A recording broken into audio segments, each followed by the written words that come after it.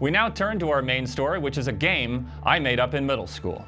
At the beginning of this game, you can choose between Image Comics characters Shadowhawk and Spawn, but you can also play two-player co-op if you have a friend who shares your interests. It's important to note here that Spawn has lost most of his powers, so they are pretty much matched in terms of stats. Spawn is slow and strong and has his axe from Soul Calibur 2, and Shadowhawk is quick and agile and uses his claws.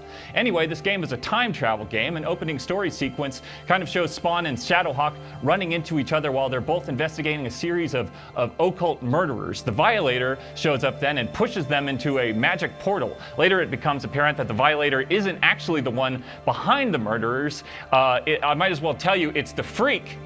The Freak is working together with Hawk's Shadow, but that doesn't really matter until much, much later in the game. The Violator just pushes them into the portal for now. The two heroes are transported back to a small New England frontier town during the late 1600s era, leading up to the, you guessed it, Salem witch trials. So things are getting hinky. It should also be noticed that Spawn doesn't have his cape at this time. It's not his big red cape is gone. That's not an issue. So anyway, this is a game I made up.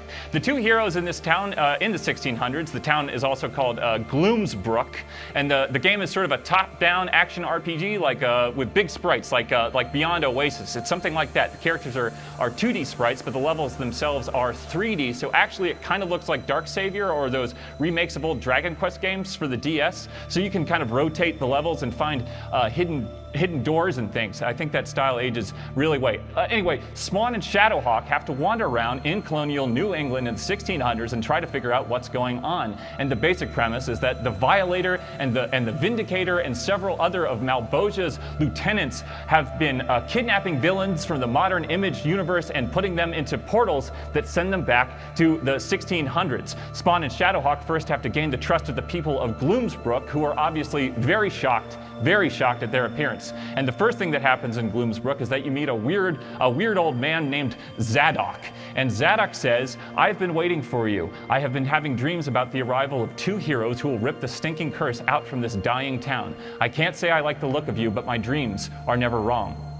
And then Spawn says, "What the hell is going on, old man? How do we get back to New York? Is this some kind of a trick? There's a murderer on the loose." And then Shadowhawk says, "I don't think we're going back to New York anytime soon." And that's when Zadok says, "Have faith that you'll find the answers you'll need eventually, but I first need you to do something for me. Many years ago, I had a wife, and even back then, she was much younger than me, and I did not want to marry her because she was known to be a wild heart, prone to fits of anger and mischief. Her mother and father were eager to be rid of her. They offered me 3 cows, which during the harder years of settlement was a great temptation, so we were married in the church. Shortly after, we traveled some distance from the town. We needed more land for the cattle, and the king's men were not eager to sell us any nearby plots on account of my wife's reputation among the upper-class landowners. So we took our belongings and our livestock and we went into the woods. We found a good place for us with ample grazing and lumber to make our house, and for a while there was some peace. My wife even seemed content for a time, but then there came the dead winter, and we were cut off from the colony. The cows died. We were starving, cold, and fearful. My wife stopped sleeping. She told me that if she did sleep, she would never wake up. She would just stare out at the snow-covered forest and whisper at it. And though I tried to keep watch over her, I was unable to stay awake like she could. One morning, I woke to see the door of our cottage left open, and from the open door, a nearly covered track of footsteps to the line of trees. I searched for her for days. I cannot say that we ever loved each other, but we kept each other safe, and I didn't want to live alone." Spawn says okay, and then Shadowhawk says okay, and then Zadok says, "I failed. When the spring finally came and the snow melted, I assumed I would find her body and give her a proper Christian burial. But even then, there was no sign. I went along with my life, venturing into the village occasionally, and people were kind to me. Her parents even gave me a cow and several sheep to make up for the livestock I had lost. But I resented them because they had wanted her to be gone, and in her absence, they had theirs, and I had no one." And then Spawn says, "I'm sorry for your loss, but I think we should be starting to figure out how to get back to New York." And then Zadok says, "No, please let me finish." It was in the summer that she came back. I woke up in the middle of the night after having terrible dreams, and that is when I heard her singing at the edge of the trees. I rushed to the window, believing that I was still asleep, but there she was in the moonlight. I called to her and beckoned. There was something wrong, something dead and evil in her eyes, a cruelty. She smiled widely, and I could see that her teeth were rotten and green, and she began to laugh and call my name. 'Zadok! Zadok! Come out, man, and meet your wife!' and that's when the wolves started howling. I really can't stress this enough. This is a game that doesn't exist. It's just a game that I made up when I was a teenager. I spent the rest of that night with my sword and gun at the ready, pacing like a prisoner. When I could hear the wolves attacking my animals, I covered my ears and cowered until sunrise. When morning came, I set the homestead to fire. It didn't matter. Nothing would ever grow or thrive there again for years. I lived in the gutters of Gloomsbrook, doing odd work for table scraps. The people here saw me as a harbinger of bad fortune, but were decent enough, I suppose, to not let me simply die in the streets.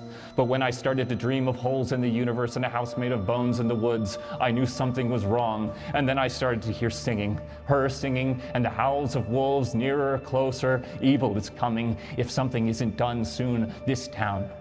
I have no love for the people here, but I am still a man who fears God and doesn't wish that deaths had come to them. I am too old and too weak, but you can do it.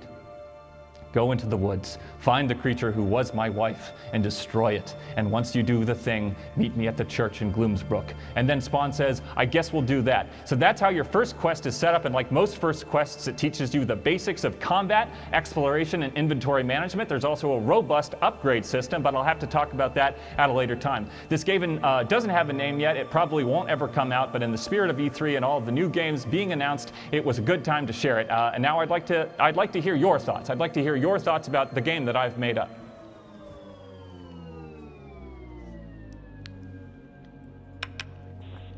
Hello, you're on the air with Electronic Game Information. What do you think of this game that I made up? Oh, this game you made up. I think this game is absolutely fantastic. Absolutely. Well, what do you like about the game? Well, it gives me a good vibe of, around the Dreamcast, Sega, Saturn era. Yeah, absolutely. Some good stuff like that. Let me interrupt you for a second there. Were there any characters that you would wish to see in a game like this? Characters that you would like to run into, NPCs, or maybe unlockable playable characters? Just unlockable characters? Just, in general, for anything. Like I can put Croc in the game. Absolutely, you could put Croc in the game. That's a wonderful idea. Do you mind if I write that down? Croc's in the game. Wow. Oh yes, please. Oh, we're going to put Croc in there. Yeah. That's I think that's a mascot that really didn't get enough attention. And thank you so much for bringing it up. Croc was if you didn't play it, Croc was a 3D platformer for the Sega Saturn and the PlayStation. It was a platformer that just didn't play by the rules. And you were an alligator, and you just had a lot of fun. Thank you so much. Can we hear someone? So next caller, please.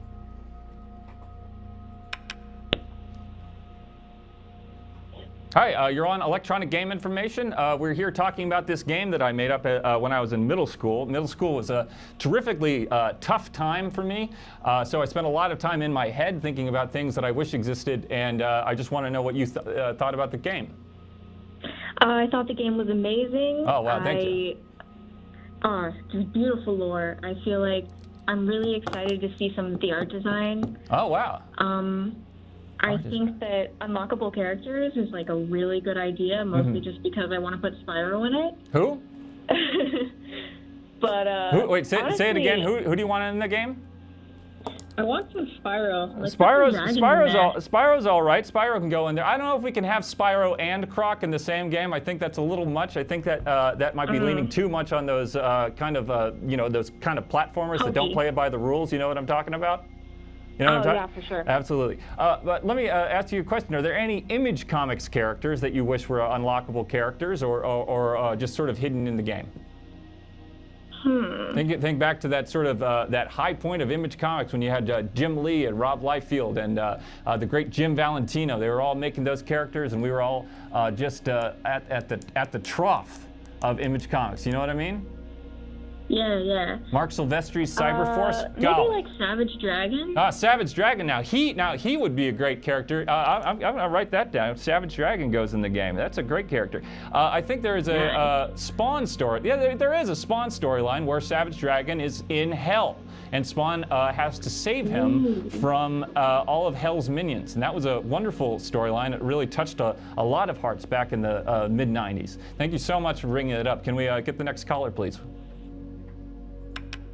You're on the air with electronic game information. We've just been reminded of a wonderful storyline from, I think it was a sort of run like 50 to 75 of Spawn on Image Comics. I'm unfamiliar with that line. Oh, you should check it out. It's wonderful stuff. Spawn loses all of his necroplasm and goes back to hell and has to fight his way back to the real world. It's something else. You should really check it out. Now, does this have to do with the game that you made up? No, this doesn't. No, this doesn't. That doesn't really come into it. But I mean, a lot of the characters. So you know, when I said the Violator, the Vindicator, Malboja, and all those lieutenants, a lot of those extra lieutenants are characters that sort of like popped up in little parts during that whole part. I mean, like, I guess Anti-Spawn would be one of them, but he wasn't really in hell, was he? No, but will Headless Harn be there?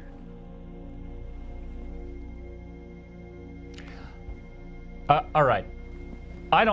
What's your name? What's your name? You're gone. Okay, that's wonderful. Headless Harn will not be in the game. We will not be talking about Headless Harn or the game anymore because we have